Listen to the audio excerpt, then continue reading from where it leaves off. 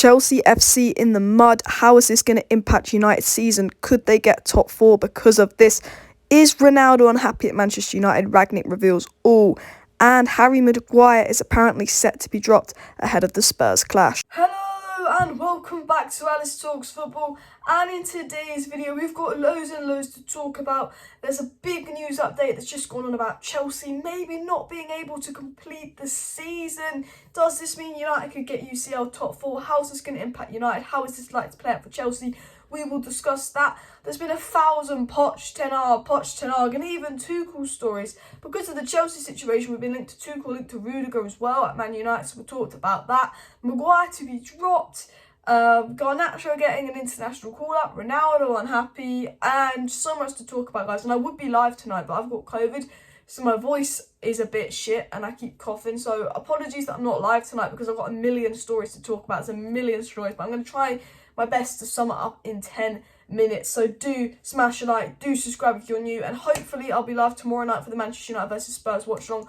Hopefully I'll be live Sunday night where I can do a more in-depth roundup, because there's about 1,000 stories about Poch, Ten Hag, even Musa Dembele, Rudiger, Lewandowski links, but I just don't have time to get into all of it in today's video, so I'll probably discuss that on Sunday. But let's get right into the Chelsea situation. A bisha, bash or bosh, smash a like. First of all, are Chelsea in the mud? Are Chelsea screwed? Right now, with the news coming up, it looks like Chelsea are mud. It looks like Chelsea is screwed. But realistically, I think it's going to sort itself out in a few days, if I'm going to be honest with you. I think Chelsea will be fine in a few days. They're going to be mudded for a week. I think they'll be fine. And you know what? As a United fan, a lot of United fans hoping to get a points deduction. At the way it's going, yes, likely to get a points deduction. But for some reason, I feel like it would just sort itself out. I just feel like that. But I will get into the facts. I will get into the figures. I will get into what's come out. But I will say, before I get into the Chelsea news, let's be real, even if Chelsea aren't allowed Champions League football, Spurs could finish above us. Like, we are crap, and we are dreadful this season. We don't deserve top four. So as a United fan, we can't be relying on Chelsea to give us top four.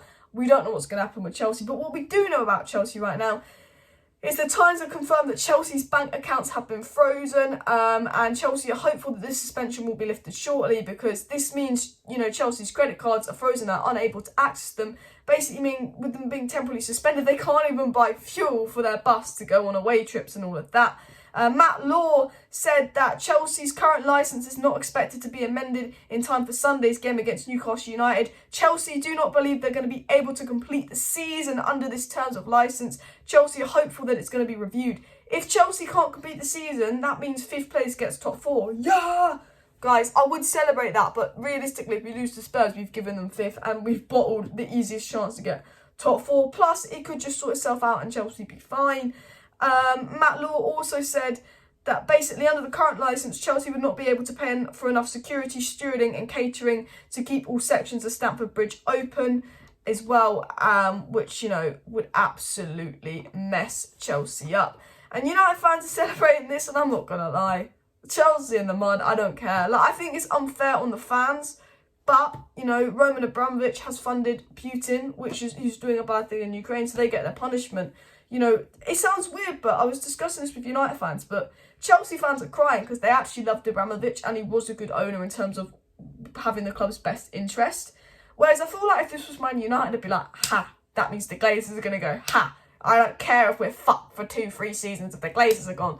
But yeah, what are you guys' thoughts on that? Because Chelsea, at the way it stands, will get a points deduction because they can't afford to pay certain things, which means, woo, top 4. But also, if they can't finish the season, that means, I guess, 5th would get 4th. So let me know your thoughts on that down below. And would you take Tuchel and Rudiger? I would take Tuchel and Rudiger. But with the situation at Man United, do they want to come here? Now, talking of our next manager, guys, Poch this, Ten Hag this, Poch this, Ten Hag this. Ooh, there's a million stories coming out today, and I tell you what, we've briefed all the English journalists a load of stories about Poch and Ten Hag. They're all kind of repeating each other, and I'm not going to get into every single story and bit of information. I would if I was live, but I'm not live. I don't want to bore you guys. I'm going to get straight to the point, so I'm going to go into what Ornstein said and some of the reliable journalists have said. But what I will say is, Man United want Poch, the fans want Ten Hag, Rangnick wants Ten Hag, anyone with a brain wants Ten Hag, and Ten Hag actually wants United, and Ajax will let him go to United. Now, I said this in a tweet today. Even if Pep was available on a free, even if Klopp was available on a free and they're begging for Man United, United would still choose Poch because they want that yes man. And with Poch being close to being sacked from PSG, it makes Man United's pursuit of Poch easier. Because right now it's easier for us to get Ten Hag because we know Ajax will let us go. But if PSG sack Poch, it's easier for us to get Poch. And United want Poch. The only way they get Ten Hag is if he's cheaper and easier to get. And although we want Ten Hag, although Rangnick wants Ten Hag, United will go for whoever begs for the job the most because they want a yes man. Now, David Ornstein had to say that United want to make the decision regarding their next manager as soon as possible, probably in the next coming weeks. He says he doesn't think it'll be too long until it's clear who the next manager is. I think we'll know who the next manager is before the end of the season. Jay Burt from The Telegraph said the future of Mauricio Pochettino as PSG head coach is hanging by a thread, raising the likelihood that he will seek to become Manchester United manager. And Chris Wheeler of the Daily Mail said that Pochettino would need to feel that he's at the top of the club's list before agreeing to move to Old Trafford. And Old Trafford sources have also confirmed that Erik Ten Hag has emerged as a genuine rival for the job. That's just going to sum out all the news that's come out today. Basically, there's been 1,000 stories, and if I was live, I'd cover each individual story because there's one from Adam Crafton. I know that someone on the United stand said that Fabrizio Romano is going on there tonight, so by the time this video's out, there might be something from Fabrizio Romano. I generally think Ten Hag wants the job. We know Ten Hag's begging for the job. There's loads of stories about Ten Hag wanting to know about United players. There's loads of stories about Ten Hag having contact with United. There's loads of stories about Ten Hag wanting to learn English. We know Ten Hag wants the job, but we know that United are desperate for Poch. We know that United have a Poch obsession. And I think in the next few weeks, we'll know who the next manager is going to be. But I think although the fans want Ten Hag, the owners don't care. And I just believe the owners will go for Poch because they do not care what the fans want. They do not care what's best for the club. Now, I know Poch has that Premier League experience, but you know what you get with Poch. With Ten Hag, you don't know what you're getting, but it's a risk worth taking, in my opinion. But do let me know down below, who would you prefer, Ten Hag or Poch?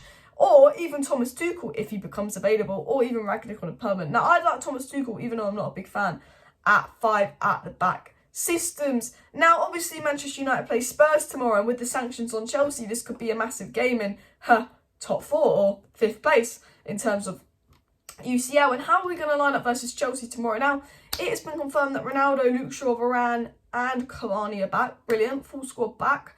Should Harry Maguire be dropped? Yes. Should it be Varane and Lindelof? Yes. Will Rangnick go and drop Harry Maguire, who was our worst player versus Man City? Will Maguire get dropped? I hope so. Smash a like if you hope Maguire gets dropped as well. We've not said much about Maguire, but we all know Maguire. Berbatov asked for Maguire to be dropped. A lot of ex-pros are asking for Maguire to be dropped. Although he's captain, although he's 80 million, people are losing patience with Harry Maguire. And I will say, going back to the Chelsea point, I forgot to cover this. You know, if Chelsea get these sanctions and they actually stay ahead, I think, you know, this could all be fixed in a couple of weeks, or this could absolutely ruin Chelsea for the next year or so. Rudiger, Declan Rice and Tuchel become much more easily available for Manchester United. I'm just going to say as well, I want Tchouaméni, but would you take Declan Rice if you can't go to Chelsea in the summer? Do let me know down below. There are stories about us being linked to Dembele, and not Barcelona Dembele, actually Leon Dembele, the striker. There's stories about us being linked to Lewandowski, but I am going to hold that for Sunday's live stream. So make sure you subscribe to get filled in on that on Sunday's live stream, because I just don't want this video to drag too much. But one last story, is Ronaldo happy at Manchester United?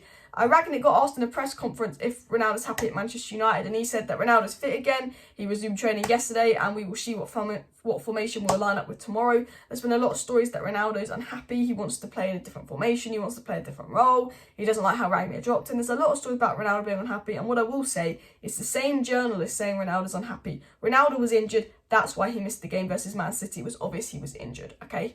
Ronaldo is too mature, too experienced, got too much of an elite mentality to be playing games.